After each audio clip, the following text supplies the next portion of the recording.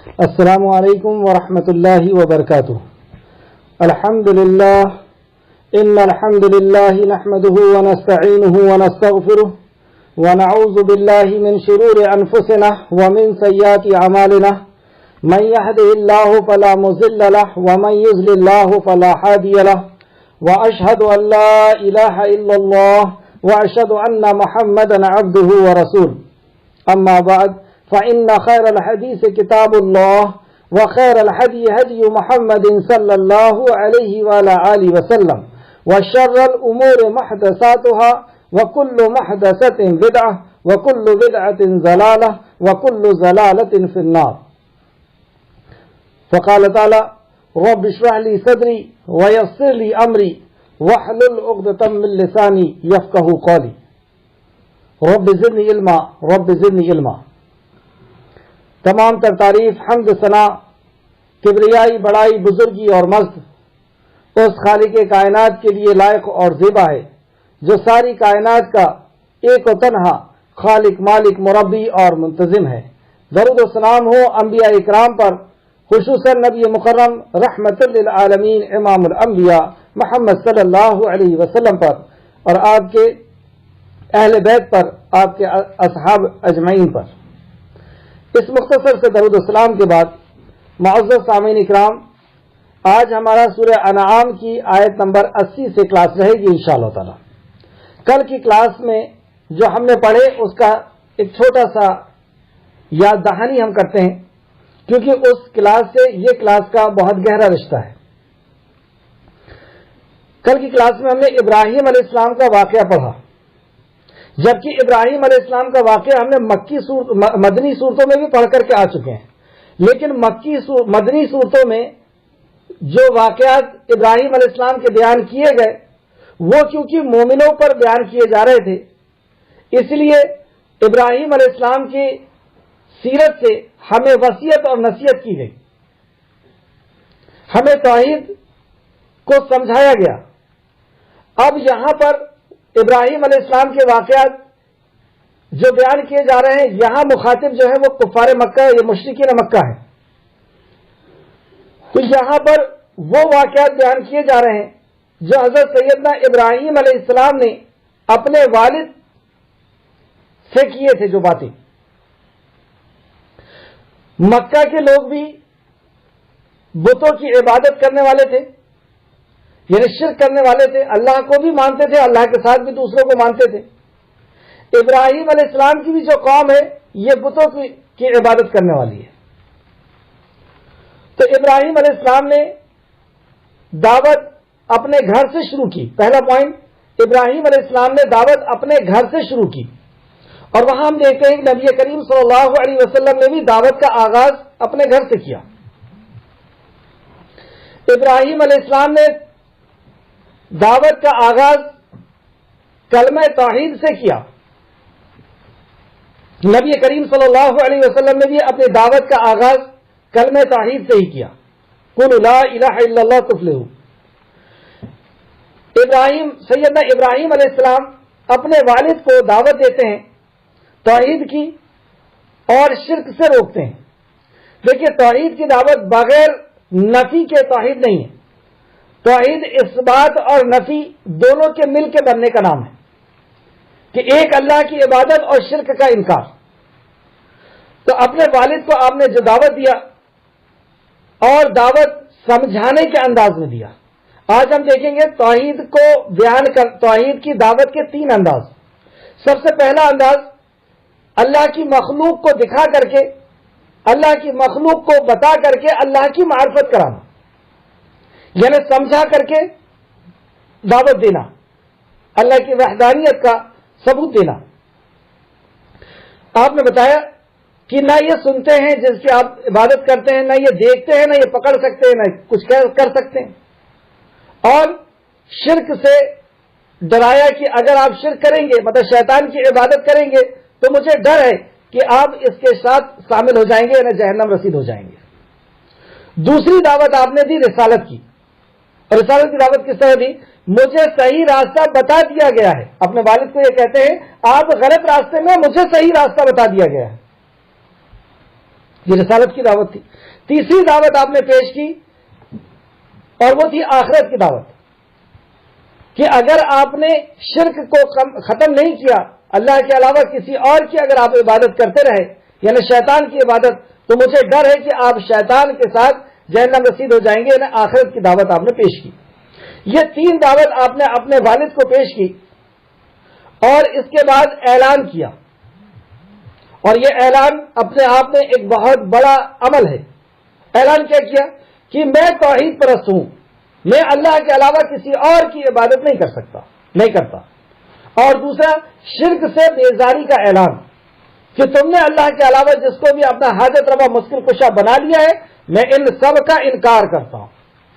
اور یہ انکار کرنا، یہ جو مشرک ہوتے ہیں ان کو بہت زیادہ شاک گزرتا ہے، بہت زیادہ ان کو ڈر لگتا ہے. آگے اس پہ اور اپن سمجھیں گے. تو یہ شرک کا جیسے اعلان کیا، یہ 4 پوائنٹ پہ جب بات ہوئی، پھر اس کا انجام سامنے آیا. اور انجام کیا سامنے آیا؟ کہ باپ نے دھمکی دی. باپ میں اس لیے کہہ رہا ہوں کہ اتنا قریبی رشتہ ہے، لیکن یہاں پہ سارے رشتے ختم ہو جاتے ہیں.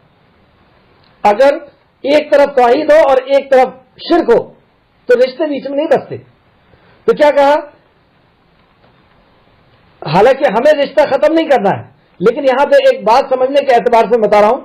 تو باپ نے یہ کہا کہ دھمکی دی کہ میں تجھے سنگسار کر دوں گا، میں تیرا مرڈر کر دوں گا، خون کر دوں گا، سنگسار کر دوں گا، پتھروں سے مار کر کے ختم کر دوں گا. دوسرا، گھر سے نکال دیا. یہ تھا انجام. اب جب گھر سے نکال دیے گئے حضرت سیدنا ابراہیم علیہ السلام، تو آپ نے معاشرے کے اندر آ کر کے کام کو شروع کیا. آپ ڈرے نہیں، آپ رکے نہیں، آپ کو کسی اور کا ڈر آپ کے اوپر غالب نہیں آیا. گھر سے نکل گئے، جبکہ اس حالت میں نکل رہے ہیں کہ اپنے والد کے لیے دعا کرتے ہوئے نکل رہے ہیں. یعنی اپنے والد سے بے انتہا محبت ہی تو دعا کرواتی ہے. آپ کسی کے لیے اگر دعا کرتے ہیں، اس کا مطلب یہ ہے کہ آپ کو اس کے لیے محبت ہے. تو وہ دعا کرتے ہوئے وہ آپ کے لیے نکلتے ہیں. اور اس کے بعد معاشرے میں آنے کے بعد وہ خالی نہیں بیٹھے. یہ توحید کی خاصیت ہے کہ جس دل کے اندر توحید آ جاتی ہے، وہ توحید کو بیان کیے بغیر نہیں رہتا. سورہ جن بھی آپ پڑھ سکتے ہیں. سورہ جن کے شروع میں یہ توحید جیسی دل کے اندر گئی حضرت جناتوں کے، اور جنات حضرات نے جا کر کے دعوت کا کام کرنا شروع کر دیا. ایمان جیسی داخل ہوتا ہے تو دعوت کا کام شروع ہو جاتا ہے. بہرحال باہر جب نکلے تو پھر قوم کو دعوت دینا آپ نے شروع کر دیا. قوم کو توحید کی، قوم کو بھی کس چیز کی دعوت دے رہے ہیں؟ پہلی دعوت جو ہے وہ توحید کی ہے. نماز، روزہ، حج، زکات، کرتا پاجامہ، برقع اور ٹوپی، یہ دعوت نہیں. سب سے پہلی جو دعوت ہے انبیاء کی، وہ توحید رہی ہے. ہر انبیاء کی پہلی دعوت توحید ہے. تو توحید کی دعوت دی آپ نے، اور قوم کو بتایا کہ تم جس کے ساتھ، جو اللہ کے علاوہ جس کی تم عبادت کر رہے ہو، یہ سب سیارے ہیں، اور جو مغلوب ہو جائے، جو ڈوب جائے، جو کسی کے اشارے پہ چلتا ہو، وہ خالق نہیں ہو سکتا. اور پھر آپ نے وہاں پر بھی توحید کا اعلان کیا اور شرک سے برات کا اعلان کیا کہ میں اس اللہ کے علاوہ کسی اور کی، جو سورج زمین و آسمان کا بنانے والا ہے، جو ان سیاروں کا بنانے والا ہے، میں اس کے علاوہ کسی اور کی عبادت نہیں کرتا، اور میں تمہارے یہ باطل جو معبود ہیں ان کا انکار کرتا ہوں. آپ نے جیسے ہی اعلان کیا تو اس کے بعد بحث شروع ہو گئی. اب وہ بحث آج آ رہی ہے ہماری کلاس میں. آیت نمبر 81 کے اندر دیکھتے ہیں.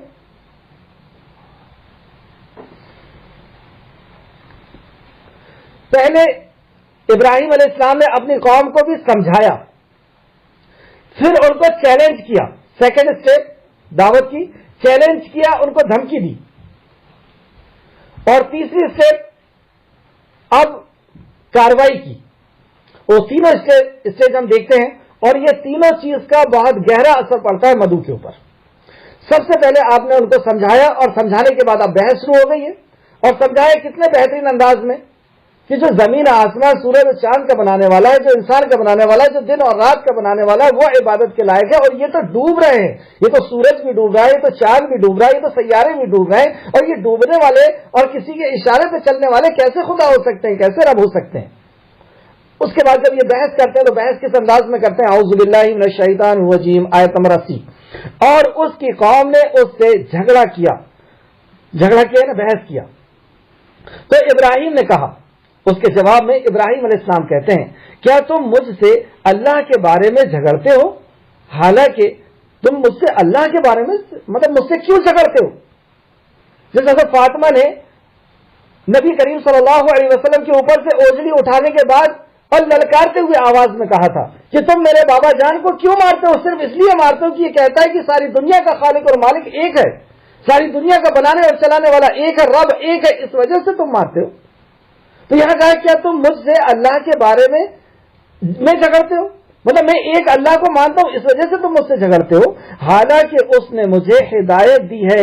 اب نبوت کی دعوت، حالانکہ اس نے مجھے ہدایت دی ہے اور میں ان سے نہیں ڈرتا جنہیں تم اس کے شریک ٹھہراتے ہو. میں ان سے نہیں ڈرتا جنہیں تم اللہ کا شریک ٹھہراتے ہو. اس کو آپ دھمکی سمجھ لیں یا چیلنج سمجھ لیں. یہ ایسی بات ہے کہ اللہ کے علاوہ کسی اور کی عبادت ہو رہی ہے، کسی اور کو حاجت روا اور مشکل کشا سمجھا جا رہا ہے، اور وہاں پر جا کر کے آپ یہ کہیں کہ یہ جو ہے نا میں ان سے نہیں ڈرتا، تو وہ لوگ کے اوپر یہ بات بہت شاک گزرتی ہے، کیونکہ وہ جس کی عبادت کرتے ہیں ان سے بہت ڈرتے ہیں، ان کو پیٹھ دکھا کے نہیں نکلتے، ان سے جو وعدہ کر لیا اس وعدے کو ضرور پورا کرتے ہیں. اکیلے میں بھی جب نام آ جاتا ہے تو کانپ جاتے ہیں، کیونکہ جو جس کے ساتھ شرک کرتا ہے، جس کو اللہ کے علاوہ پوجتا ہے، جس کو حاجت اور مشکل کشا سمجھتا ہے، اس سے ڈرتا ہے وہ. اور ایک توحید پرست یہ کہے کہ میں ان سے نہیں ڈرتا، یہ جو بگاڑ سکتے ہیں میرا بگاڑ لے، جو کر سکتے ہیں وہ کر لے. نبی مکرم نے بھی سیکنڈ اسٹیپ یہی اٹھائی تھی، پہلے سمجھایا اور پھر کہا کہ تمہارے جتنے بھی باطل معبود ہیں، جھوٹے معبود ہیں، ان سب کو لے آؤ اور مجھے سمجھنے کا موقع نہیں دینا، اور جو کر سکتے ہو وہ کر لو. یہ چیز سوچنے پہ مجبور کر دیتی ہے انسان کو کہ اتنا بڑا یہ چیلنج کر رہے ہیں اور ہم جن کی عبادت کر رہے ہیں وہ ان کا کچھ بھی نہیں بگاڑ پا رہے، وہ ان کا کچھ بھی نہیں کر پا رہے. تو یہ سیکنڈ اسٹیپ ابراہیم علیہ السلام نے اپنائی. اور پھر کیا کہا؟ اگر میرا رب، اچھا دیکھیے یہ نہیں کہا کہ مجھے کوئی کچھ نہیں کر سکتا، یہ کہا کہ تم اللہ کے علاوہ جن کی عبادت کرتے ہو وہ میرا کچھ نہیں بگاڑ، اللہ کے علاوہ کوئی کچھ نہیں بگاڑ سکتا. لیکن ساتھ میں اللہ رب العزت کو بھی بیان کیا، اور اگر میرا رب مجھے چاہے، میرے رب کا علم ہر چیز پر قادر ہے، میرا رب جو چاہے میرے لیے فیصلہ کر سکتا ہے. میرے رب کے علاوہ دنیا کی کوئی چیز میرے لیے کوئی فیصلہ نہیں کر سکتی، نہ مجھے بھلائی پہنچا سکتی ہے نہ مجھے نقصان پہنچا سکتی ہے. جیسے ہم نے سورہ نمبر 6 سورہ آرام آیت نمبر 17 اور آیت نمبر 71 میں 17 اور 71 میں ہم پڑھ کر کے آ چکے کہ کوئی ہمارا نہ ہمیں فائدہ پہنچا سکتا ہے نہ نقصان کر سکتا ہے. پھر اس کے بعد ابراہیم علیہ السلام کہتے ہیں کیا پھر تم نصیحت حاصل نہیں کرتے؟ یہ واقعی بہت بڑی نصیحت کی بات ہے کہ اتنا بڑا چیلنج کیا جا رہا ہے اور کوئی کچھ نہیں بگاڑ پا رہا. انبیاء اتنے زبردست انداز میں چیلنج کر رہے ہیں جھوٹے معبودوں کا. پھر اس کے بعد ابراہیم علیہ السلام 81 نمبر کی آیت میں دیکھیں کتنے تاریخی جملے بیان فرماتے ہیں. اور میں اس سے کیوں ڈروں جسے تم شریک ٹھہراتے ہو، جسے تم شریک ٹھہراتے ہو. وہ شریک نہیں ہے، اللہ لا شریک ہے، اللہ احد ہے، اللہ الصمد ہے، ولم یکن لہ کفوا احد ہے. تم شریک ٹھہراتے ہو اللہ کا کہ یہ ہماری حاجتوں کو پوری کر سکتے ہیں، یہ ہمیں رزق دے سکتے ہیں، یہ ہمیں موت دے سکتے ہیں، یہ ہمیں زندگی دے سکتے ہیں، ہمیں عزت دے سکتے ہیں. میں تو ان کو شریک مانتا ہی نہیں، اور یہ تو شریک ہو ہی نہیں سکتے. نہ یہ عزت اور ذلت دے سکتے ہیں، نہ میرا رزق چھین سکتے ہیں، نہ مجھے موت دے سکتے ہیں، اور نہ مجھے کوئی نقصان پہنچا سکتے ہیں. یہ کچھ نہیں کر سکتے. تم نے اس کو شریک بنایا، میں اس سے کیوں ڈروں؟ پھر کہا اور آپ غور کریں، جن کو گھر سے نکال دیا گیا ہے اور معاشرے کے اندر کوئی ایک شخص ماننے والا نہیں ہے، کوئی ایک ساتھی نہیں ہے. یہ توحید پرست کا ہی جگر ہو سکتا ہے کہ ایسا للکار کر کے اپنے خالق کی معرفت پیش کرے، اپنے خالق کا اور اپنے مالک کی معرفت، اس کی پہچان پیش کرے. یہ ایک توحید پرست کا اجرا ہو سکتا ہے. پھر کیا کہتے ہیں؟ جبکہ تم اس بات سے نہیں ڈرتے کہ تم اس اللہ کا شریک ٹھہراتے ہو. میں کیوں ڈروں تمہارے باطل سے؟ جبکہ تم اس سے نہیں ڈرتے جس کو تم اللہ کے ساتھ شریک کرتے ہو. مطلب اللہ رب العزت، جو شخص اللہ کے ساتھ شرک کرے اس کو اللہ سے کتنا ڈرنا چاہیے.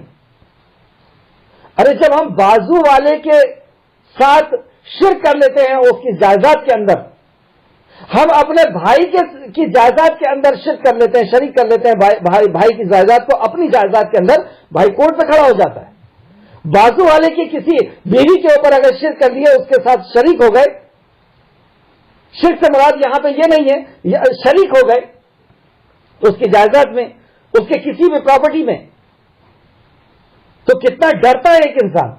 اور تم ساری کائنات کے خالق اور مالک سے کہ حق کے اندر تم شرک کر رہے ہو. یہ اللہ کا حق ہے، حق اللہ علی العبید. کیا ہے اللہ کا حق؟ کہ اللہ کے ساتھ کسی کو شریک نہ کیا جائے.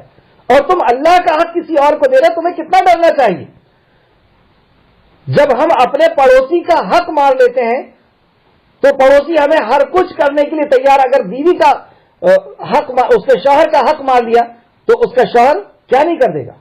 بھائی کا اگر ہمیں حق مار لیے تو وہ عدالت میں کھڑا ہو جائے گا. یہ حق، مجھے لفظ استعمال کرنا تھا، میں نے شرک کیا. لیکن اللہ رب العزت کا حق اگر ہم ماریں گے، اللہ کے ساتھ اگر شرک کریں گے تو یہ کتنا بڑا جرم ہے، کتنا ڈرنا چاہیے. جبکہ تم اس بات سے نہیں ڈرتے کہ تم اللہ کے ساتھ شرک کرتے ہو جس کی اس نے تم پر کوئی دلیل نازل نہیں کی. اللہ کا کوئی شریک ہے، اس کی کوئی دلیل تم کو کہیں نہیں مل سکتی. اور یہ سارے انبیاء اس دعوت کو لے کے آئے کہ اللہ رب العزت کا کوئی شریک نہیں. اس کے آگے اللہ فرماتا ہے، پس دونوں فریقوں میں سے کون امن کا زیادہ حقدار ہے اگر تم جانتے ہو. سبحان اللہ. یہ دو فریق ہیں. ایک فریق وہ ہے جو اللہ رب العزت کا حق کسی اور کو نہیں دیتا، اور ایک فریق وہ ہے جو اللہ کا حق مارتا ہے، اللہ کے ذات میں، اللہ کی صفات میں، اللہ کی ربوبیت میں، اللہ کی الوہیت میں وہ شرک کرتا ہے. تو جو اللہ کے ساتھ شرک کرتا ہے وہ امن کا زیادہ حقدار ہے یا وہ زیادہ حقدار ہے جو اللہ کے ساتھ شرک نہیں کرتا. سبحان اللہ. تو امن کا حقدار صرف وہی ہے جو اللہ رب العزت کے ساتھ کسی کو شریک نہیں کرتا. آگے دیکھتے ہیں. ویسے بھی آپ دیکھیں کہ جو شرک کرتا ہے اس کی زندگی سے امن ختم ہو جاتا ہے. اس کے پہلے کی بھی آیت میں ہم پڑھ کے آ چکے ہیں کہ جو شرک کرتا ہے وہ جیسے کہ شیطان نے اس کو گمراہ ایسا کیا کہ وہ بے یار و مددگار ادھر ادھر گھوم رہا ہے، کبھی اس دربار سے، کبھی اس دربار میں، کبھی اس آستانے سے، کبھی اس آستانے میں، کبھی فلاں کے پاس، کبھی فلاں کے پاس، کبھی فلاں دھاگے لے رہا ہے، کبھی فلاں انگوٹھی لے رہا ہے، کبھی فلاں پتھر لے رہا ہے. اور بس اسی طریقے سے وہ ایک جگہ سے دوسری جگہ ٹھوکریں کھاتا ہوا اور اپنے چہرے کو مرجھایا ہوا وہ گھومتا اور پھرتا رہتا ہے. سکون اور چین اس کے لیے ختم ہو جاتا ہے، امن اس کے لیے ختم ہو جاتا ہے. تو امن کا کون حقدار ہے؟ جو ایک اللہ کے ماننے والا ہے، جو توحید پرست ہے. آیت نمبر 82 میں اللہ فرماتا ہے، جو لوگ ایمان لائیں، الذین آمنوا ولم یلبسوا ایمانہم بظلم، اور جنہوں نے ایمان لائے اور اپنے ایمان کو ظلم سے نہیں ملایا. شرط لگا دی. ایمان لانا یہ مقصد نہیں ہے. جنہوں نے ایمان لایا اور ایمان میں ظلم کو نہیں ملایا. جب اس ظلم کو صحابہ اکرام نے سنا تو وہ کام گئے، ڈر گئے، اور نبی کریم صلی اللہ علیہ وسلم کی خدمت میں حاضر ہوتے ہیں اور کہتے ہیں، یا رسول اللہ، ہم میں سے ایسا کون ہے جو ظلم نہیں کرتا ایمان لانے کے بعد؟ ہمیں تو ظلم کر لیتے ہیں، کیونکہ ان کے ذہن میں یہ تھا کہ ظلم سے مراد گناہ ہے. پھر نبی کریم صلی اللہ علیہ وسلم نے اس جگہ میں ظلم سے کیا مراد ہے وہ بیان کیا. اس حدیث کو مسند احمد نے روایت کیا ہے. مسند احمد جلد نمبر 1 صفحہ حدیث نمبر 378. مسند احمد فرماتے ہیں کہ عبداللہ سے روایت کیا ہے کہ جب یہ آیت الذین آمنوا ولم یلبسوا ایمانہم بظلم نازل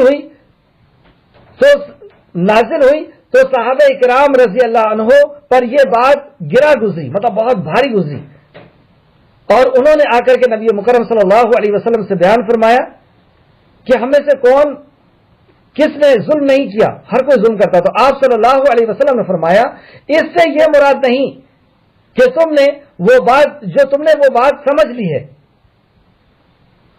اس سے وہ مراد نہیں ہے جو اللہ رب العزت نے بیان فرمائی ہے. پھر نبی کریم صلی اللہ علیہ وسلم نے سورہ لقمان کی آیت نمبر 13 تلاوت فرمائی، یا بنیا لا تشرک بہ ان الشرک لظلم عظیم. یا بنیا، اے میرے بچوں. حضرت لقمان علیہ السلام، حضرت لقمان ایک نیک شخص تھے، ان کا انبیاء میں ذکر نہیں ہے. تو لقمان اپنے بچوں سے اس دنیا سے رخصتی کے وقت وصیت کرتے ہیں، یا بنیا، اے میرے بچوں، لا تشرک باللہ، اللہ کے ساتھ شرک نہیں کرنا. ان الشرک لظلم عظیم، بے شک شرک سب سے بڑا ظلم ہے. تو اس یہاں پر آیت سے مراد ظلم جو ہے وہ شرک ہے. تو کیا پتہ چلا کہ جو ایمان لائے اور اپنے ایمان میں ظلم کو نہ ملائے، اولئک لہم الامن وہم محتدون. اولئک لہم الامن، انہی کے لیے امن ہے، وہم محتدون، اور یہی ہدایت یافتہ ہے. یہ دو چیز کی یہ بنیاد ہے ہماری زندگی کی خوشحالی کی، ایک امن اور دوسری ہدایت. امن اگر ہم چاہتے ہیں کہ ہمیں امن مل جائے، سکون اور اطمینان مل جائے، تو اللہ رب العزت نے یہاں پہ شرط لگا دی کہ تمہارے ایمان میں ظلم ملوث نہیں ہونا چاہیے. اور اگر ظلم ملوث نہیں ہوگا تو اللہ رب العزت پھر ساری کامیابی عطا کرے گا. ظلم سے مراد شرک ہے. اب وہ شرک ایک چھوٹا سا ہی شرک کیوں نہ ہو، شرک ہے. جیسے کہ کسی نے اپنی حاجت روائی اور مشکل کشائی کے لیے، اپنی پریشانی کو دور کرنے کے لیے اس نے ایک دھاگا باندھ دیا کہ یہ دھاگا جب تک بندہ رہے گا میں فرق پریشانی سے میں بچ جاؤں گا. مطلب اللہ بچانے والا نہیں ہے، اس کے لیے یہ مخلوق بچانے والی ہوگی. کسی نے بت کو سمجھ لیا، کسی نے آستاروں کو سمجھ لیا، کسی نے قبروں کو سمجھ لیا کہ فلاں جگہ سے میں بچ جاؤں گا، فلاں جگہ سے میری مصیبت پریشانی دور ہو جائے گی. کسی نے دھاگے کو سمجھ لیا، کسی نے منگل سوتر کو سمجھ لیا. نام ہی اس کا شرک ہے. منگل یعنی منگل کرنے والا، ضرورت پوری کرنے والا. منگل کرنے والا ضرورت پوری کرنے والا. سوتر گتھا ہوا دھاگا، تو یہ ضرورت کا پورا کرنے والا ہے. اس کو پہننے کے لیے یہ عقیدہ ہوتا ہے کہ ہمارا شوہر محفوظ رہے گا. شوہر کو محفوظ رکھنے کے لیے اس کو پہنا جاتا ہے. اگر یہ عقیدہ ہے تو یہ عقیدہ، یہ نام ہی اس کا شرک ہے. کسی نے کھیلے گڑا دیا چاروں طرف، یہ رہے گا تو ہم محافظ رہیں گے، حفاظت رہے گی ہماری، ہم جادو سے بچ جائیں گے، فلاں سے بچ جائیں گے، فلاں سے بچ جائیں گے. کسی نے نقش ٹانگ لیا کہ جو نقش دیکھے گا تو پھر بہت اچھا دھندا ہو جائے گا، ویاپار اچھا ہو جائے گا. کسی نے گھوڑے کی نال ٹانگ لیا، کسی نے پتھر پہن لیا انگوٹھی میں لگا کر کے. تو جو دیکھیے اصل میں ہر دور میں شرک شکلیں بدل کر کے آتا ہے.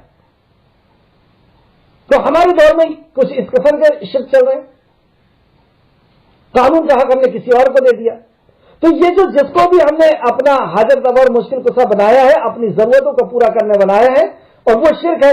تو جس نے شرک کو ملا لیا ایمان کے ساتھ کہ وہ اللہ کی بھی عبادت کر رہا ہے، اور یہی تو جگہ تھا. کفار مکہ یہی کہتے تھے کہ آپ 360 سے برائی بول لے رہے ہو ایک اللہ کے لیے، ایسا کیوں کر رہے ہو؟ آپ ایک اللہ کی جگہ اور بنا لو، یہاں پر ہمیں کوئی اعتراض نہیں، لیکن تم یہ جو کہو گے کہ قولوا لا الہ کی کوئی عبادت کے لائق نہیں، بس یہی جھگڑے کی پوری جڑ تھی. لیکن نبی مکرم نے کیا کہا؟ قولوا لا الہ، کوئی الہ نہیں، سب کو پہلے ختم کرو الا اللہ، مگر اللہ رب العزت کے. عبادت کے لائق تو وہی ہوگا جو زمین و آسمان اور سورج چاند کا بنانے والا ہے، جو انسان کو بنانے والا ہے، جو انسان کی ضرورتوں کو پورا کرنے والا ہے، جو انسان کا مالک ہے، جو انسان کا پلان کرنے والا، پوری دنیا کا جو کارساز ہے، وہی عبادت کے لائق ہو سکتا ہے. اس کا حق کسی اور کو نہیں دیا جائے گا. تو جس نے ذرا سا بھی کچھ ملا لیا اس میں، تو اللہ رب العزت نے فرمایا کہ وہ امن کے لائق وہ نہیں رہے گا. اور جس نے ایمان لایا، الذین آمنوا، جنہوں نے ایمان لایا، ولم یلبسوا ایمانہم وظلم، تو اور اپنے ایمان میں ظلم کو نہیں ملایا، شرک کو نہیں ملایا، ایک چھوٹا سا بھی شرک اس نے نہیں ملایا. اب وعدہ اس کے لیے خالق کائنات کرتا ہے. ساری کائنات کا خالق اور مالک وہ ذات جو ہر کام کو کرنے کے لیے صرف اس کا کن کہہ دینا کافی ہے، وہ رب یہ وعدہ کرتا ہے اولئک لہم الامن، ان کے لیے امن ہے، اب دنیا میں ان سے امن کوئی نہیں چھین سکتا۔ یہ ابراہیم علیہ السلام اپنی قوم سے بیان کر رہے ہیں، اور آپ نے دیکھا اور دنیا نے دیکھا کہ ابراہیم علیہ السلام کو کوئی کچھ نہیں کر سکا۔ ایسی آگ کے اندر ان کو ڈالا گیا کہ اس آگ کے اوپر سے کتنے ہی اوپر سے کوئی پرندہ نکلتا تو جھلس کر کے اس کے اندر گر جاتا۔ جب وہ آگ کے شعلے بھڑکے تو ڈر لگ رہا تھا ان لوگوں کو، ابراہیم کو کون ڈالے گا اس آگ میں؟ تو ایک ایسی منزلیک بنائی گئی، ایسی گلیل کے جیسی کوئی چیز بنائی گئی جس سے دور سے ابراہیم علیہ السلام کو پھینکا گیا، لیکن اس کے بعد بھی اس آگ نے ابراہیم علیہ السلام کا کچھ نہیں کر سکی۔ یہ امن ہے۔ جس نے اپنے ایمان میں شرک کی آمیزش نہیں کیا، شرک کو نہیں ملایا، اللہ رب العزت نے اس کے لیے امن کو لکھ دیا ہے۔ آپ دیکھ لیں صحابہ اکرام، کفار مکہ جب ان کو شہید کرتے تھے تو آخر وقت بھی یہ چڑھ کر کے اور آخر وقت میں بھی اپنی ندامت کو محسوس کرتے ہوئے وہ جاتے تھے کہ ہم نے ان کی جان تو لے لی لیکن ان کے چہرے سے مسکراہٹ کو نہیں چھین پائے۔ اس کے پہلے والی کلاس میں میں نے عبداللہ جو صحابی ہیں ان کو جب شہید کیا گیا اور مطلب بادشاہ روم نے جب ان کو شہید کیا، عیسائی بادشاہ نے، تو وہ جاتے جاتے کیا کہہ رہے ہیں؟ اس کڑھائی میں وہ ڈالے جانے والے ہیں جس کے اندر تیل جو ہے وہ ایسا ابلا ہے کہ ایک صحابی کو جب ڈالا گیا تو ہڈی سے گوشت الگ ہو گیا، 1 سیکنڈ کے اندر، ترنت کے اندر، لمحے کے اندر۔ اور جب یہ جا رہے ہیں تو روتے ہوئے جا رہے ہیں، بادشاہ سمجھتا ہے کہ شاید یہ مجھ سے ڈر گئے ہیں، شاید یہ اس آگ سے ڈر گئے ہیں، شاید یہ اس تیل سے ڈر گئے ہیں، موت سے ڈر گئے ہیں۔ لیکن کیا کہتے ہیں عبداللہ کہ مجھے افسوس ہے کہ میرے پاس ایک ہی جان ہے جو میں اللہ کے راستے میں قربان کر رہا ہوں، کاش میرے پاس 100 جانیں ہوتی اور جانیں ہوتی تو میں اللہ رب العزت کے راستے میں اس کو قربان کرتا۔ آخر وقت میں بھی ان سے مایوسی اور ان سے جو ہے نا چہرے کی مسکراہٹ یہ چھین نہ سکے۔ یہ ہے امن، ایسا امن اللہ رب العزت عطا فرماتا ہے۔ یہاں پہ اللہ نے کیا وعدہ کیا کہ جو ظلم سے نہیں ملائے گا اولئک لہم امن، ان کے لیے امن ہے، ان کے لیے اطمینان اور سکون ہے۔ اور پھر اس کے لیے کیا ہے؟ وہم مہتدون، اور یہی ہدایت یافتہ ہے۔ ہدایت مانگتے ہیں ہم 5 ٹائم نماز کے اندر، ہدایت ملنے کی شرط بتا دی اللہ نے کہ اگر تم نے ایمان کے ساتھ شرک کو آمیزش کی ہے، شرک کو اگر ملایا، کوئی ایک بھی شرک کرتے ہو تو بھول جاؤ تمہیں ہدایت ملے گی، ہدایت سے تم محروم رہو گے۔ اب توحید کی کیا فضیلت ہے، اس سے ہم کو پتہ چلا کہ توحید کی فضیلت کیا ہے کہ امن بھی ملے گا، ہدایت بھی ملے گی۔ اب آپ ایک نوٹس بنائیں۔ نوٹس کیسے بناتے ہیں؟ سب سے پہلے آپ ٹاپک کا نام اپنے کاپی کے اندر لکھیں، موضوع کا نام، اور اس کے بعد میں اس کے پوائنٹس لکھاؤں گا، تو پوائنٹ لکھنا ہے اور سورہ نمبر آیت نمبر پر لکھنا ہے۔ بعد میں آپ اس کو کمپلیٹ کریں گے، اور بعد میں کیسے کمپلیٹ کریں گے؟ سب سے پہلے موضوع لکھیں گے، پھر اس کے بعد پوائنٹ لکھیں گے، اور اس کے نیچے پھر قرآن کی آیت لکھیں گے، یا اگر میں حدیث بتاتا ہوں تو وہ حدیث آپ لکھیں گے۔ اور اس کو اگر عربی میں لکھیں تو بہت اچھی بات ہے، عربی اور اس کا ٹرانسلیشن لکھیں، لیکن اگر عربی میں نہیں لکھ پاتے تو صرف اس کا ترجمہ لکھیں، اور سمجھانے والی کوئی بات نہیں لکھنا ہے۔ صرف نوٹس اسی طریقے سے بنائے جاتے ہیں کہ اس کے حوالے پر آپ لکھ لیں اور وہ آیت کو نوٹ کر لیں۔ چلیے اوپر لکھیں گے آپ توحید کی فضیلت۔ سب سے پہلی فضیلت میں پہلا پوائنٹ آپ لکھیں گے، کامیابی کی شرط۔ سکسیس ہونا چاہتے ہیں ہم، دنیا اور آخرت میں سکسیس ہونا چاہتے ہیں، کامیاب ہونا چاہتے ہیں، قبر میں حشر میں کامیاب ہونا چاہتے ہیں، اس دنیا میں گھر کے اندر کامیاب ہونا چاہتے ہیں، بزنس کے اندر کامیاب ہونا چاہتے ہیں، معاشرے کے اندر، مسجد کے اندر، ہر جگہ آپ کامیاب ہونا چاہتے ہیں۔ نبی کریم صلی اللہ علیہ وسلم نے فرمایا قولوا لا الہ الا اللہ تفلحوا، کہہ دو اللہ ایک ہے، کامیاب ہو جاؤ گے۔ یہ نہیں کہا کہ تمہاری آبادی زیادہ ہو جائے گی، دولت زیادہ ہو جائے گی، اسلحہ بارود زیادہ ہو جائے گا، یہ تو سب کچھ ہے آج ہمارے پاس، لیکن نکل چکی ہے توحید۔ تو دعویٰ کیا کیا؟ قولوا لا الہ الا اللہ، کہہ دو اللہ ایک ہے، کامیاب ہو جاؤ گے۔ صحابہ نے پوچھا کیسی کامیابی؟ کیا کہا کہ عرب اور عجم کی حکومت تمہاری ہوگی، کامیابی مل جائے گی۔ دوسرا پوائنٹ، خوف اور غم سے نجات۔ خوف اور غم سے نجات۔ مکہ کے لوگ خوف اور غم کی زندگی جی رہے تھے، کیوں؟ خوف اور غم سے نجات کے نیچے آپ لکھیں گے سورہ قریش آیت سورہ نمبر 106۔ ہاں، خوف اور غم سے کیسے نجات ملے گی؟ مکہ کے لوگ بھوک اور خوف میں جی رہے تھے، سوری وہاں پہ لکھیں گے آپ خوف اور بھوک سے نجات۔ بھوک اور خوف کے اندر جی رہے تھے مکہ کے لوگ، کیونکہ مکہ کے اندر جو سرزمین تھی، زمین جو تھی وہ صرف پتھریلی اور ریت والی، نہ پانی نہ مٹی، اور جہاں پہ پانی اور مٹی دونوں نہ ہو وہاں پہ فصل کیسے اگ سکتی ہے؟ مٹی تو تھی بھی لیکن پانی کا نام و نشان نہیں، تو کوئی فصل نہیں ہوتی تھی، یہ جانوروں کو کھاتے تھے، اور جب جس کی آرتھک استھتی کمزور ہو جاتی ہے تو پھر وہ کیا کرتا ہے؟ وہ پھر لوٹ مار کرتا ہے۔ تو جو بھی عمرہ کرنے آتا، حج کرنے آتا، بس اس کو لوٹنا، اور پھر وہ اگر بچ گئے تو پھر آپس میں ایک دوسرے کو لوٹا کرتے تھے، کوئی بھی بہانہ ڈھونڈتے تھے کہ ہمارے کھیت میں تمہارے یہاں کا جانور آ گیا، بس لڑائی چالو۔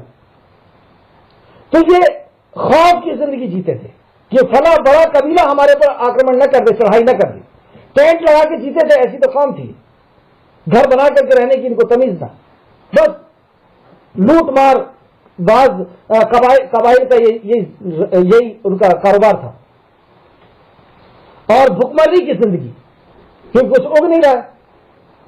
تو تب اللہ رب العزت نے یہ آیت نازل فرمائی اور یہ دونوں چیز عطا کی۔ اللہ فرماتا ہے فَلْيَعْبُدُوا رَبَّ هَٰذَا الْبَيْتِ، تم اس گھر کے رب کی عبادت کے لیے تیار ہو گئے۔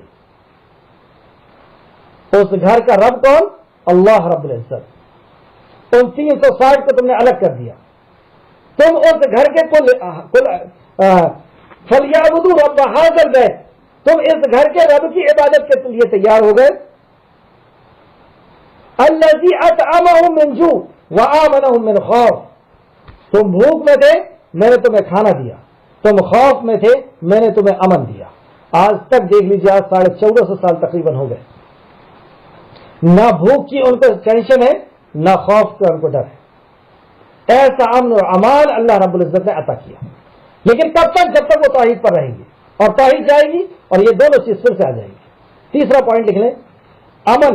امن کس کو کہتے ہیں؟ سکون و اطمینان، تو امن کی گارنٹی۔ تیسرا پوائنٹ رہے گا امن کی گارنٹی۔ اس کی دلیل سورہ نمبر 6 سورہ انعام آیت نمبر 82 جو ابھی ہم نے پڑھے کہ اگر ہم نے جو شخص ایمان لائے گا اور ایمان میں شرک نہیں ملائے گا تو اللہ رب العزت فرماتا ہے کہ میں اسے امن دوں گا۔ یہ اللہ کا بات ہے۔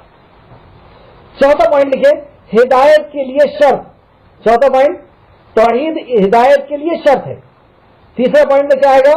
توحید امن کے لیے شرط ہے۔ چوتھا پوائنٹ، توحید ہدایت کے لیے شرط ہے۔ ہدایت چاہتے نا، ہم بار بار ہدایت مانگتے ہیں، ہر نماز کے اندر ہدایت مانگتے ہیں۔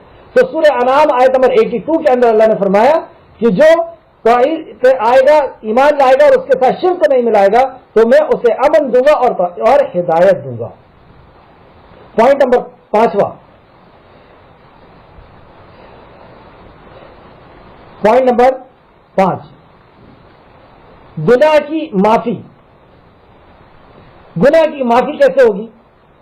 نبی کریم صلی اللہ علیہ وسلم کی شفاعت نصیب ہوگی۔ بخاری شریف حدیث نمبر 3350، نبی مکرم صلی اللہ علیہ وسلم نے فرمایا کہ ہر انبیاء کو ایک دعا دی گئی، جو دعا انہوں نے مانگی میں نے اس دعا کو بچا کے رکھا ہوں، کل حشر کے میدان کے دن میں وہ دعا مانگوں گا، میری دعا شفاعت ہوگی، اور میری شفاعت کا ہر وہ شخص مستحق ہوگا جو توحید پرست ہوگا۔ یہ میں نے حدیث کا مفہوم بتایا، لفظ آگے بھی چھوڑ سکتے ہیں۔ تو توحید کے بنیاد پر نبی کریم صلی اللہ علیہ وسلم کی شفاعت ہوگی۔ اسی طریقے سے ایک اور حدیث لکھیں، 99 لوگ، ترمذی شریف حدیث نمبر 3540، ایک شخص کو لایا جائے گا حشر کے میدان میں، اس کے 99 دفاتر، ان کے 99 رجسٹر کھولے جائیں گے جو گناہوں سے بھرے ہوئے ہوں گے۔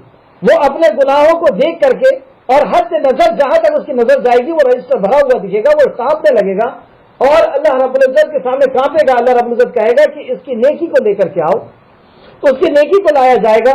وہ کہے گا کہ اللہ یہ ایک نیکی میری کیا کرے گی؟ نبی کریم صلی اللہ علیہ وسلم فرماتے ہیں کہ اللہ رب العزت کہے گا کہ میزان کی طرف لے کر کے جاؤ، اس ترازو کی طرف لے کے جاؤ جہاں نیکیاں تلی جائیں گی، اور اس شخص کی اس ایک نیکی، نبی مکرم صلی اللہ علیہ وسلم نے فرمایا کہ جو ایک نیکی اس کے پاس ہوگی وہ توحید ہوگی کہ اللہ رب العزت پر اس نے ایمان لایا تھا اور ایمان میں کسی کو شامل نہیں کیا تھا۔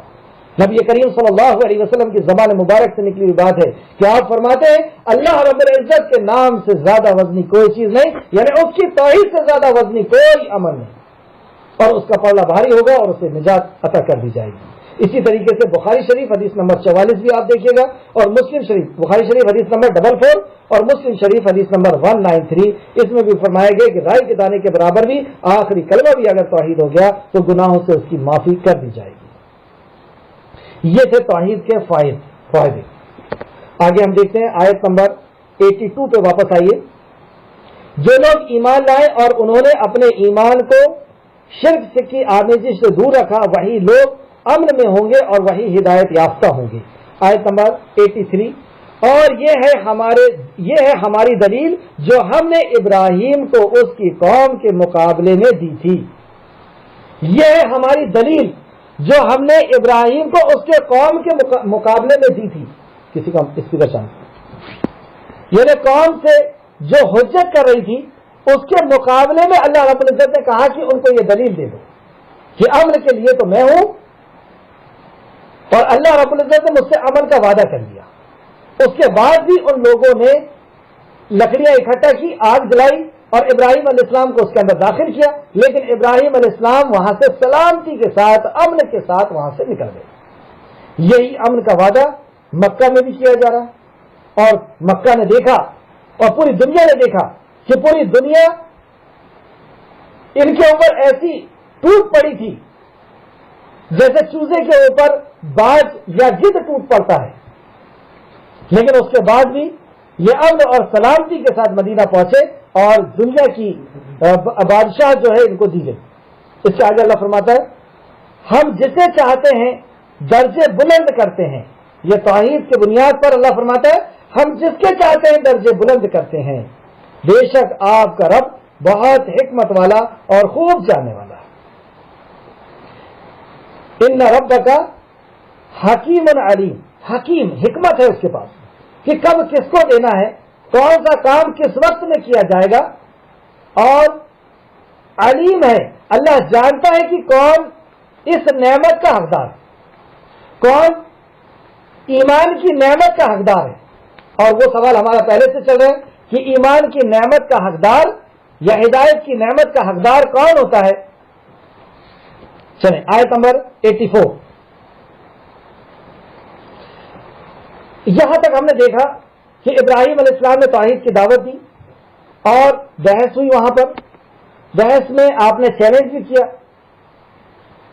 یہ دوسری اسٹیپ پہ چل رہے تھے ہم کہ ابراہیم علیہ السلام نے کہا کہ یہ کوئی میرا کچھ نہیں بگاڑ سکتے اور میں ان سے کیوں ڈروں، اور یہ تو تم نے شریک بنایا، یہ ہے نہیں شریک، نہ یہ میری عزت سے کھیل سکتے ہیں، نہ میری شہرت سے، نہ میری کوئی رزق سے روک سکتے ہیں، نہ میری جان لے سکتے، کچھ نہیں کر سکتے، تم نے بنائے ہوئے، یہ ہے نہیں حقیقت میں شریک، اللہ کا کوئی کام یہ نہیں کر سکتے۔ اب اگر ہم توحید پر نہیں رہے تو کیا ہوگا؟ توحید کے فوائد ہم نے دیکھے کہ اگر ہم توحید پر رہتے ہیں تو دنیا اور آخرت کی کامیابی ہے، ہر اسٹیپ پہ کامیابی ہے، خوف اور بھوک سے ہم بچائے جائیں گے۔ تیسرا ہم نے دیکھے کہ ہمیں امن حاصل ہوگا، چوتھا ہمیں دیکھے ہدایت ملے گی، اور پانچواں اللہ رب العزت سارے گناہوں کو معاف کرے گا اگر ہم توحید پرست ہیں تو، اگر اللہ چاہے گا تو۔ اب ایک سوال ہوتا ہے کہ اگر ہم نے توحید کو نہیں اپنایا تو کیا ہوگا؟ اب آپ سنیے آیت نمبر 84 سے بات اسٹارٹ ہو رہی ہے کہ اگر توحید کو نہیں اپنایا تو تمہارے ساتھ کیا ہونے والا ہے۔ اور ایک تو نہیں 17 یا 18 انبیاءوں کو اللہ رب العزت نے ذکر کیا اور اس کے بعد انجام بتایا،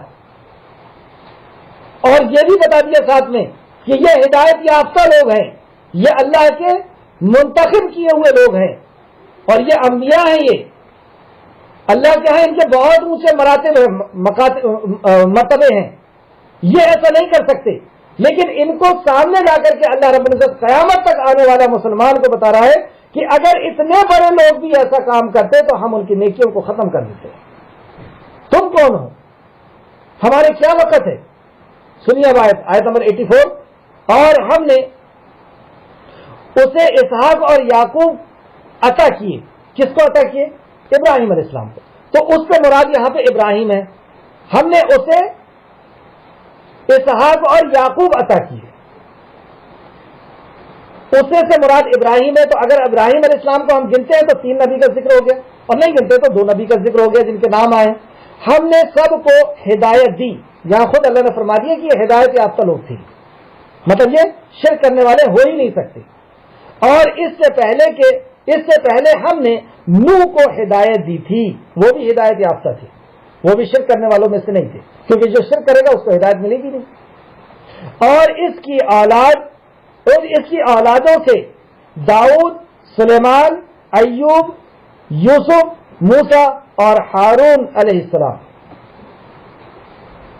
اور اس طرح ہم نے نیکی کرنے والوں کو بدلہ دیا. مطلب یہ سب نیکی کرنے والے ہدایت یافتہ لوگ تھے اور یہ بدلہ پانے والے لوگ تھے.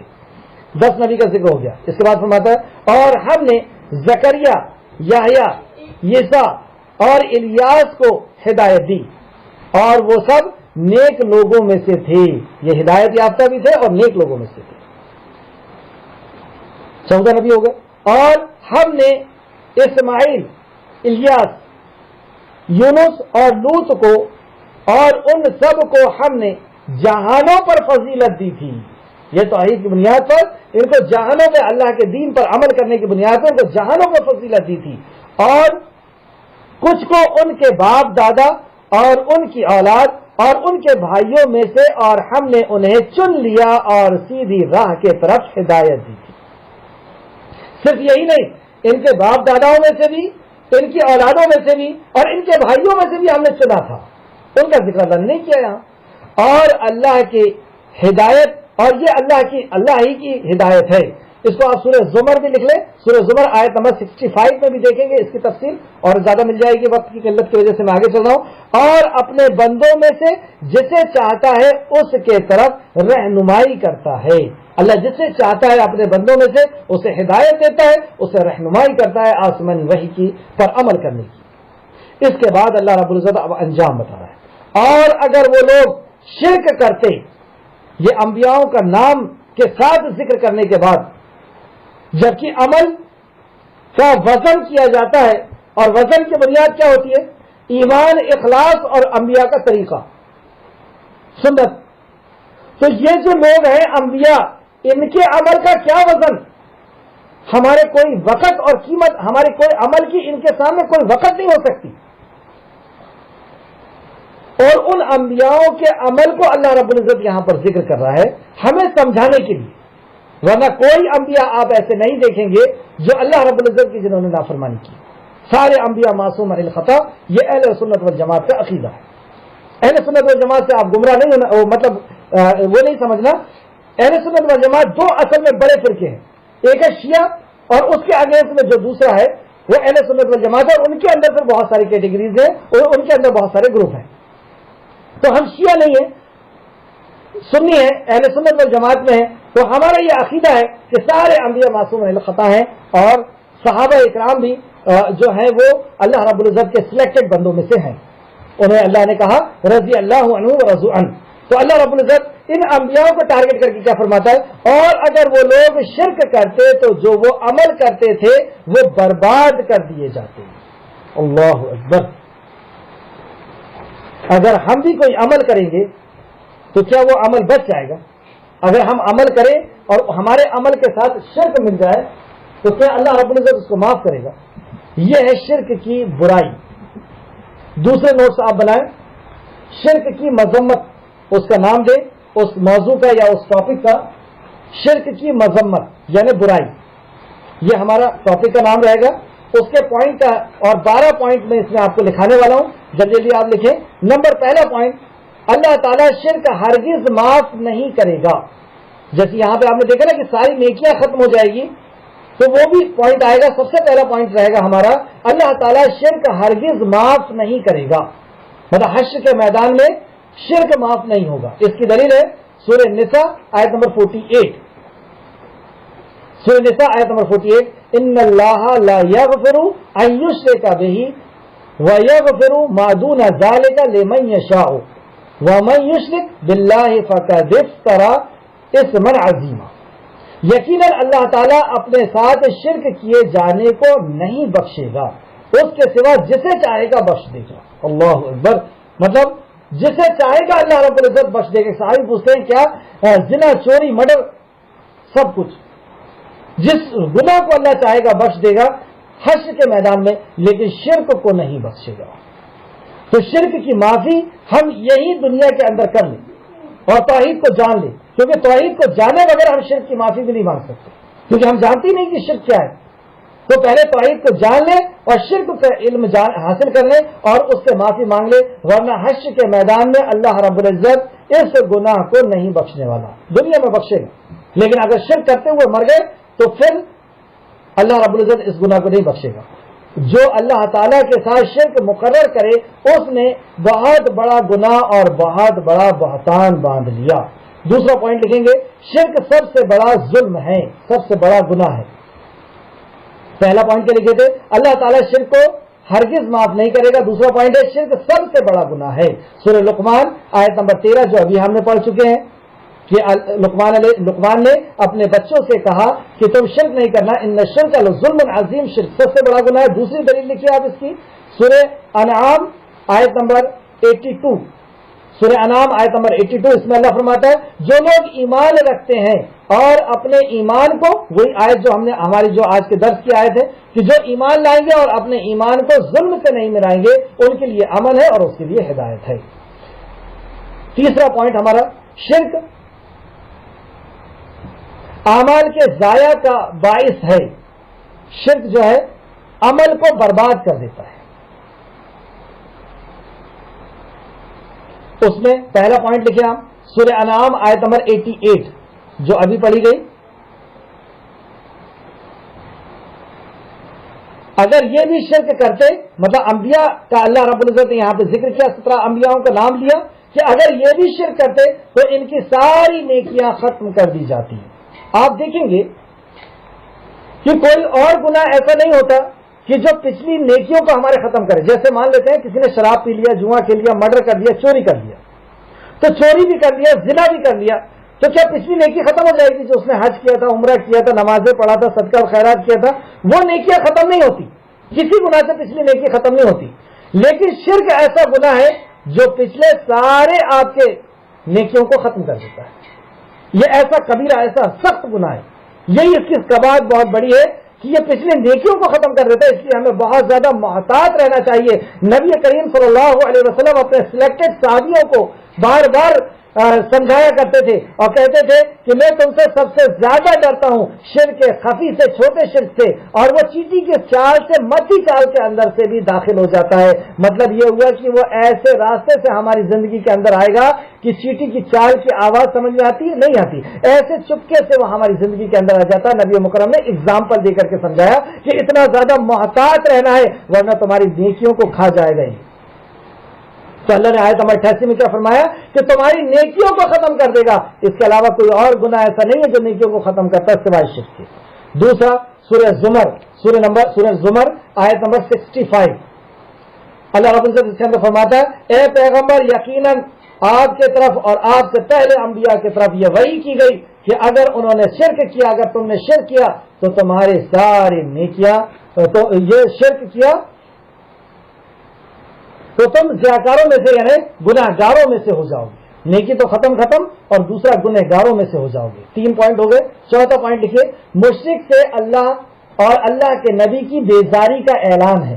مطلب اللہ اور اللہ کا نبی ان سے بیزار ہونے کا اعلان کرتا ہے کہ ہمیں ان سے کوئی لینا دینا نہیں، کوئی مطلب نہیں، ان کی نیکیوں سے ہمیں کوئی مطلب نہیں، ان کے نماز روزہ اور زکات سے ہم کو کوئی مطلب نہیں۔ اگر یہ شرک ہے تو دلیل سورہ توبہ سورہ نمبر 9 آیت نمبر 3، اللہ رب العزت فرماتا ہے سورہ توبہ سورہ نمبر 3 سورہ نمبر 9 آیت نمبر 3 کے اندر فرماتا ہے کہ اعلان کروا دیجئے، حج اکبر کے دن اعلان کروا دیجئے کہ اللہ بھی اور اللہ کا نبی بھی ان مشرکوں سے بیزار ہے۔ حج اکبر کے دن جو لوگ پہنچے ہیں، ظاہر سی بات ہے کہ وہ نماز بھی پڑھے، انہوں نے روزہ بھی رکھے ہیں اور قربانی بھی دی ہے اور عمرہ اور حج بھی کیا ہے اور حرم بھی کروائے ہیں۔ یہ ساری نیکیاں کرنے کے بعد حج اکبر کے دن عرفات کے اندر حاجی اکٹھا ہوتا ہے، وہاں پر اللہ رب العزت اعلان کروا رہا ہے کہ اللہ ان مشرکوں سے بیزار ہے، ان کی نیکی سے مجھے کوئی لینا دینا نہیں۔ 5واں پوائنٹ، یہ شرک کی قباحت، برائی ہے۔ 5واں پوائنٹ، مشرکوں کے خلاف جنگ کا حکم۔ جنگ کا حکم مشرکوں کے لیے آئے جو اللہ کی بھی عبادت کرتا ہے، اللہ کے ساتھ دوسرے کی عبادت کرتا ہے، اسی کے لیے جنگ کا حکم اللہ رب العزت نے دیا۔ سورہ توبہ آیت نمبر 5، یہ آپ لکھ لیجئے گا۔ 6واں پوائنٹ لکھے، شرک آسمان سے گرنے والے کی طرح ہے۔ شرک جو کرتا ہے وہ ایسا ہے جیسے کیونکہ اس کی روح جب آسمان کی طرف جاتی ہے تو آسمان کا دروازہ نہیں کھلتا اور اس کو وہاں سے پھینک دیا جاتا ہے اور اس کی روح ایسی گرتی ہے اور گرتے پڑتے ہوئے پھر وہ کھائی میں گرے اور کہیں گرے یا اسے پرندہ نوچ کر کے کھا جائے. اس طریقے سے حدیث سے نبی کریم صلی اللہ علیہ وسلم نے سمجھایا. اور آیت یہ ہے کہ اللہ رب العزت جو ہے وہ شرک کرنے والا, اور اس کو علماء نے اس طریقے سے بھی سمجھایا ہے کہ وہ اسلام سے خارج ہو جانے والا ہے. اس دلیل کو آپ لکھ لیں گے سورہ حج کی آیت نمبر 31, سورہ حج کی آیت نمبر 31 لکھیں گے اور اس کی آیت کی تفسیر میں جو میں نے جو بات کہی وہ تھی. 7واں پوائنٹ لکھیں, مشرک کے لیے دعائے مغفرت جائز نہیں. کوئی شخص اگر شرک کرتے اگر وہ شرک کر رہا ہے اور زندہ ہے تو آپ اس کے لیے دعا کر سکتے ہیں اس کی ہدایت کے لیے. لیکن اگر کوئی شخص شرک کرتے ہوئے مر گیا, جیسے کل کی کلاس میں آیا تھا کہ ابراہیم علیہ السلام کے والد شرک کرتے ہوئے مر گئے تھے تو ابراہیم علیہ السلام نے دعا کرنا بند کر دی. تو شرک کرتے ہوئے اگر مر گئے تو دعا نہیں کر سکتے. سورہ توبہ آیت نمبر 113, سورہ توبہ آیت نمبر 113 آیت اس طرح ہے, اللہ رب العزت فرماتا ہے پیغمبروں اور دوسرے مسلمانوں کے لیے جائز نہیں. کون کہہ رہا ہے جائز نہیں؟ ہمارا خالق اور مالک کہہ رہا ہے کہ پیغمبروں کے لیے اور دوسرے مسلمانوں کے لیے جائز نہیں کہ کسی مشرک کے لیے دعائے مغفرت کریں اگرچہ وہ ان کے رشتہ دار ہی کیوں نہ ہوں. اس امر کے جان لینے کے بعد کہ وہ لوگ جو ہے وہ دوزخی ہیں. پوائنٹ نمبر 8واں, شرک اللہ کو گالی دینے کے مترادف ہے. مترادف یعنی برابر ہے. اللہ اکبر. اور ہم شرک کو کیسے برداشت کر لیتے ہیں اور کسی مشرک کو کیسے برداشت کر لیتے ہیں؟ کوئی ہماری ماں کو گالی دے رہا ہے کہ ہم اس کو برداشت کر پاتے؟ اس کا مطلب ہم نے اللہ کو جانا ہی نہیں. اور ابھی ہماری کلاس میں وہی آیت آنے والی ہے کہ تم نے اللہ رب العزت کو تو اللہ کو جانا ہی نہیں. اللہ نے شکوہ کیا کہ جیسا اللہ کا حق تھا اس کے حق کو تم نے ادا ہی نہیں کیا. بہرحال تو شرک جو ہے اللہ رب العزت کو گالی دینے کے مترادف ہے. یہ ہے بخاری شریف کی حدیث جس کو ہر مسلمان جو مانتا ہے, بخاری اور مسلم قرآن کے بعد سب سے صحیح کتاب مانی جاتی ہے. ہر فرقے کا انسان مانتا ہے. جب تک اس 2 کتاب کو نہیں پڑھتا اسے عالم کا تاج نہیں پہنایا جاتا, صافہ نہیں باندھا جاتا. وہ بخاری شریف کی حدیث بتا رہا ہوں میں آپ کو. بخاری شریف حدیث نمبر 4974 نبی کریم صلی اللہ علیہ وسلم نے فرمایا, اللہ تعالیٰ فرماتا ہے, یعنی یہ حدیث قدسی ہے, اللہ تعالیٰ فرماتا ہے کہ ابن آدم یعنی آدم کی اولاد نے مجھے جھٹلایا, حالانکہ اس کے لیے یہ مناسب نہیں تھا کہ اس نے مجھے اور پھر دوسرا کیا کہا اللہ نے, اور اللہ کہتا ہے کہ اس نے مجھے گالی دی حالانکہ اس کے لیے یہ بھی مناسب نہیں تھا. اس کا مجھے جھٹلانا یہ ہے کہ وہ کہتا ہے کہ میں اسے دوبارہ پیدا نہیں کر سکتا, حالانکہ میرے لیے دوبارہ پیدا کرنا ایسے اسے پہلی مرتبہ پیدا کرنے سے زیادہ مشکل نہیں. جیسے میں نے پہلی بار پیدا کیا دوبارہ بھی اتنی ہی آسانی سے پیدا کر دوں گا. دوسرا فرماتا اللہ اور اس کا مجھے گالی دینا یہ ہے کہ وہ کہتا ہے کہ اللہ نے اپنا بیٹا بنایا ہے حالانکہ میں ایک ہوں. قل هو اللہ احد, حالانکہ میں وہ ایک ہوں, بے نیاز ہوں, اللہ الصمد, نہ میری کوئی اولاد ہے نہ میں کسی کی اولاد ہوں, لم یلد ولم یولد, اور نہ ہی کوئی میرا ہمسر شریک حصہ دار ہے. اللہ اکبر. یہ ہے گالی دے. 9واں پوائنٹ لکھیں, شرک اللہ کو اذیت دینے والا گناہ ہے. اذیت دینے والا یعنی تکلیف دینے والا. اس کی دلیل آپ بخاری سے دیکھ کے لکھیں گے. بخاری شریف حدیث نمبر 6099. آواز برابر آ رہی ہے؟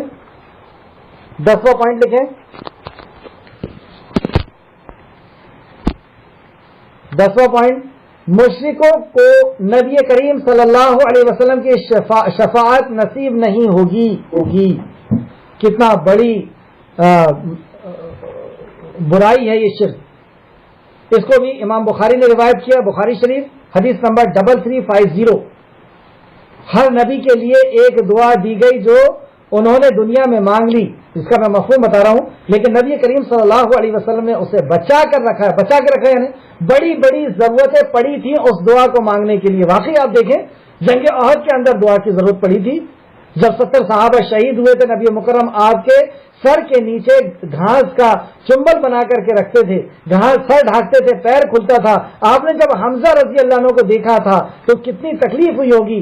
نبی مکرم اگر وہ دعا مانگ لیتے تو حمزہ زندہ ہو جاتے، سارے صحابہ زندہ ہو جاتے. آپ کا اکلوتا بیٹا ابراہیم آپ کی گود کے اندر انتقال ہو گیا ہے، لیکن نبی مکرم نے اس دعا کو بچا کر کے رکھی.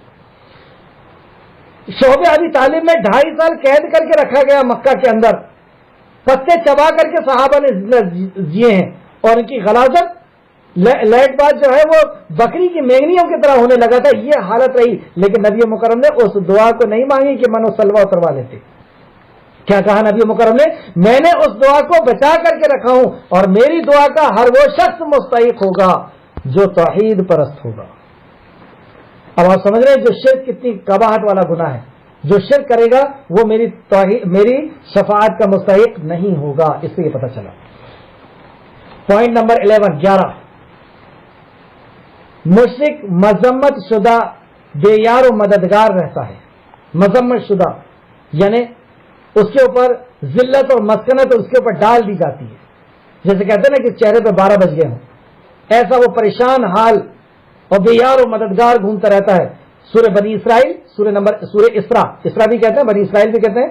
سورہ نمبر 17 آیت نمبر 22 اللہ وہ فرماتا ہے کہ اللہ کے علاوہ کسی اور کو شریک مت بنا لینا، اللہ کے ساتھ کسی اور کو شریک مت بنا لینا، ورنہ بے یار و مددگار ہو کے پڑے رہ جاؤ گے. آج پوری دنیا کے اندر دیکھ لیجیے کیا حالت ہے ہماری. 12واں پوائنٹ مشرک پر جنت حرام ہے اور وہ ابدی جہنم میں رہے گا. 12واں پوائنٹ مشرک پر اب اس کا آخری انجام کہ وہ جہنم میں رہ جائے گا اور ہمیشہ جہنم میں رہے گا. ابدی یعنی ہمیشہ جہنم میں رہے گا. اللہ ہم سب کو محفوظ رکھے. سورہ بینہ، اس سے پہلے بھی سورہ مائدہ لکھیں. سورہ مائدہ آیت نمبر 72. سورہ مائدہ آیت نمبر 72. اللہ فرماتا ہے یقیناً جو اللہ تعالیٰ کے ساتھ شرک کرتا ہے اللہ تعالیٰ نے اس پر جنت حرام کر دی ہے اور اس کا ٹھکانہ دوزخ ہے. جنت حرام کر دی ہے، حرام ہوگی، اب نہیں آ سکتا وہ جنت، اور اس کا ٹھکانہ جہنم ہے. سورہ بینہ سورہ نمبر 98 آیت نمبر 6 اس میں فرماتا ہے اللہ بے شک جو لوگ اہل کتاب میں سے یا کافروں میں سے اور مشرکین یہ سب دوزخ میں جائیں گے جہاں وہ ہمیشہ رہیں گے. یہ لوگ بدترین لوگ ہیں. عربی میں دیکھیں، عربی میں زیادہ اچھی سمجھ میں آئے گی. ان الذین کفروا بے شک جس نے کفر کیا، من اہل الکتاب اور وہ لوگ جو اہل کتاب ہیں، والمشرکین اور وہ جو لوگ جو مشرک ہیں، جو اللہ کو بھی مانتے ہیں اور اس کے ساتھ کسی اور کو اللہ کے علاوہ حاجت روا اور مشکل کشا سمجھتے ہیں. والمشرکین فی نار جہنم، وہ نار جہنم کی آگ میں جائے گا. خالدین فیہا، خالدین جہاں پہ بھی لفظ آتا ہے وہ ہمیشہ کے لیے آتا ہے. خالدین فیہا وہ ہمیشہ میں رہیں، اسی میں رہیں گے. اولئک ہم شر البریہ، اور یہ مخلوق میں سب سے بدترین مخلوق ہے. شر البریہ بدترین مخلوق. ہمارے نزدیک سب سے بدترین مخلوق کون سی ہے؟ گٹر میں رینگنے والا کیڑا. اور ہماری خالق کائنات کی نظر میں سب سے بدترین شخص وہ ہے جو اللہ رب العزت کا حق کو نہیں جانتا، اور جو اللہ کے حق کو پورا نہیں کرتا اللہ رب العزت بھی اس کے حق کو پامال کر دیا جاتا ہے. وہ دنیا اور آخرت میں تباہ اور برباد ہو جاتا ہے. اس کے علاوہ بھی بہت سارے پوائنٹس ہیں، لیکن میں نے 12 پوائنٹ ضروری سمجھا اور وقت کی مناسبت سے اس لیے 12 پوائنٹ لکھوائے ہوں. آگے آپ دیکھیں چند آیت اور دیکھتے ہیں. آیت نمبر 89. اس کے بعد اللہ رب العزت کیا فرماتا ہے؟ 17 نبیوں کا ذکر کرنے کے بعد یا 18 نبیوں کے ذکر کرنے کے بعد بھی اگر ان نے بھی شرک کیے تو ان کی نیکیاں ختم ہو جائے گی. اور اس کے بعد اللہ فرماتا ہے یہ وہ لوگ ہیں جنہیں ہم نے کتاب، حکمت اور نبوت دی. یہ وہ قیمتی اور اولو العزم لوگ ہیں جنہیں ہمیں کتاب بھی دی، حکمت بھی دی اور نبوت بھی دی. تینوں الگ الگ چیز. اب اگر یہ لوگ اس ہدایت کو ماننے سے انکار کرتے ہیں تو بے شک ہم نے ان کے لیے ایسی قوم تیار کی ہے کہ وہ ان انکار کرنے والوں جیسی نہیں ہوگی. یہاں پہ مخاطب ہیں اہل کتاب کہ ہم نے ان کو کتاب بھی دی، حکمت بھی دی اور انبیاء بھی دیے.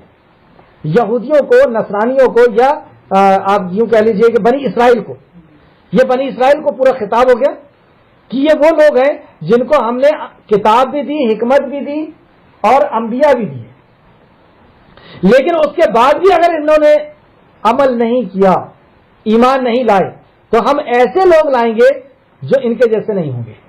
یہ اس کا مفہوم میں نے بتایا. یہ اشارہ ہے صحابہ کی طرف کہ اگر تم نے نہیں مانے یہودیوں اور نصرانیوں تو ہم ایسی ٹیم کو کھڑا کریں گے، ایسے لوگوں کو کھڑا کریں گے جو بہت اولو العزم لوگ ہوں گے. اور آپ نے دیکھا ویسی. اور یہ بات اگر ہم اپنے اوپر لیں تو ہمیں بھی اللہ رب العزت نے نبی دیا اور امام الانبیاء دیا اور کتاب دی جو ساری کتاب کی سردار قرآن.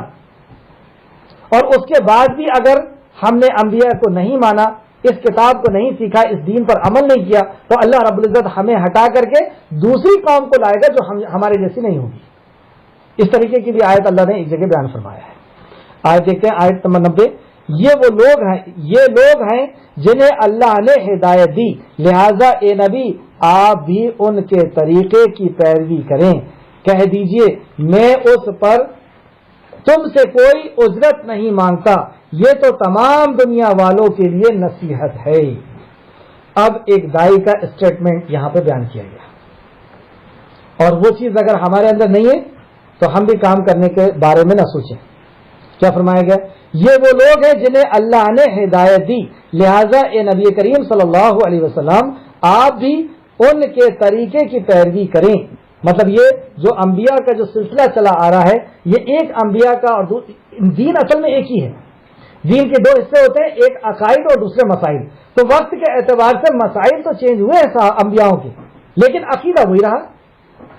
عقیدے کے اندر کوئی پھیر بدل نہیں ہوتا. تو عقیدہ ایک جیسا رہا ہے، تو اسی دین پر سارے انبیاء رہے ہیں. کہہ دیجئے، اب نبی مکرم صلی اللہ علیہ وسلم یہ اسٹیٹمنٹ دے رہے ہیں، اور ایک دائی کا اور ایک انبیاء کا اسٹیٹمنٹ کیا ہے، کیا ہونا چاہیے؟